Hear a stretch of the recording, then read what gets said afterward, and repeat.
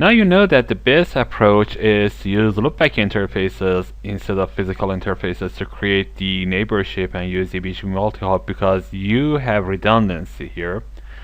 I want to go one step further and have authentication between different routers, and this is a very good approach. And of course it needs only one piece of command. Again, I can go and select the neighbor that I'm going to have password for that, and after that you see that I have a password command here. And after password I can have a simple password, or I can enter an already encrypted password. For an already encrypted password I need to assign number 7, but for simple password I just type in, for example, Cisco in capital, and after that, that's it. Password is there. Or let me assign 0 and then assign Cisco, and then you can see that I just have to press enter, and that's it. And I need to assign password in the other end, or the connection will fail. So I go to router 3 as well. I go and assign password 0 Cisco. So I hit enter, and the two routers now are using authentication to create the neighborship. And this is very nice feature here. Okay, I want to show you something else. Now I want to add some routes to my BGP network. So if I go and check my BGP table, show IP BGP will tell me what is in my network table. You can see that there is nothing in my BGP table right now. So I want to add some routes here. Let's go to backbone 1. Using the show IP interface brief, I can determine which interfaces I'm going to advertise into BGP, and I want to have these routes into my BGP. So let me tell you something. First of all, check your routing table, and I'm going to use two different commands to apply the injection of routes into my BGP table. The first is network and the second is redistribute. First of all, I want to use network command. Remember that if you have a route in your routing table, you can use network command to inject that route into your BGP table, and that is very different from the network command in other routing protocols.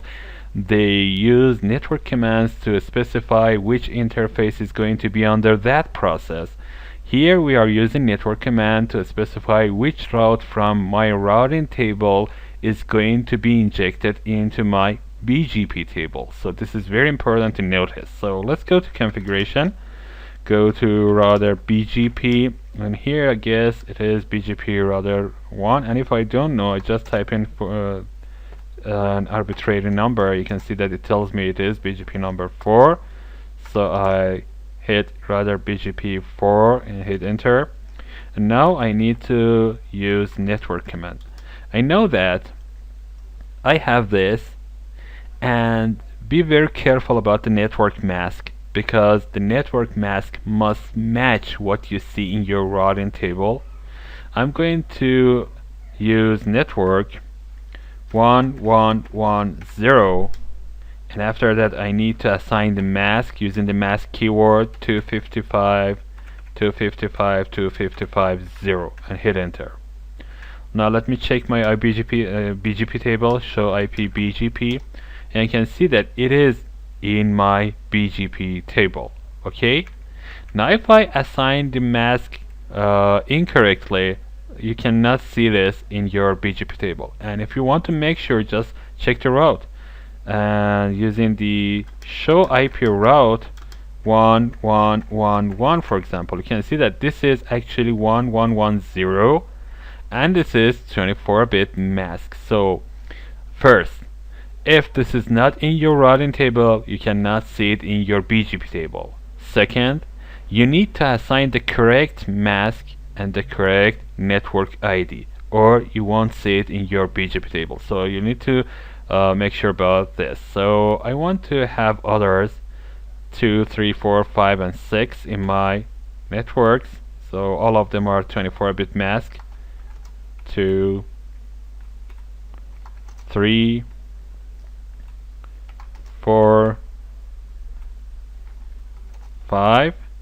36. And you know that I haven't advertised these routes using any other IGP or for example the EIGRP protocol yet. So the only thing that I need to know is that's it. Let's go to router 1 and see BGP table again. You can see that I have these routes in my routing table. After a while I need to see all of them. And of course you can see that I have a star here that tells me this route is valid. Actually this star means yes, this route is valid. And I have 3 different ways to reach to this route, and they pass different ASs to reach to this route. You can see that the first route goes through switch 2, and for this it goes from actually it transfers it goes through AS number 36, and after that it reaches AS number 4. The other route goes through router 3, and it goes again through AS 36 and reaches AS 4, and the third one goes straight to AS number 4, and this is best. And you can see this greater than sign here that tells me that this route is best, and it is going to be used to reach to this route. Okay, now I have 3 different paths, and one of them is best, and for other routes again I have 3 paths, and one of them is best, and you can see that it's here. And let me check my routing table now. Show IP route tells me that these are installed in my routing table using the B tag. That means this is a BGP, and actually this is an external BGP route. Okay, now if I try to see one of them in detail, I can use show IP route and show IP BGP commands. So first of all I need to see this 1111. You can see that it tells me its distance is 20, the BGP administrative distance is 20, it is known by BGP, and you can see that it goes directly to 34, 34, 34, 254, and I need to make sure that this is reachable. If I go back to my routing table, you can see that I have it in my routing table, so it is working. And that's it. Let me check this piece of command, show IP BGP 1110, and hit enter. You can see that it tells me I have 3 different paths. One of them is best, and this is external, and it goes to 34, 34, 34, 254 directly. Its metric that is obtained from EIGRP protocol is this. The origin is IGP, that means it is from my IGP, that is EIGRP, and that's valid. This is the these are the pieces of information that you need to know about this route and make sure that this is reachable.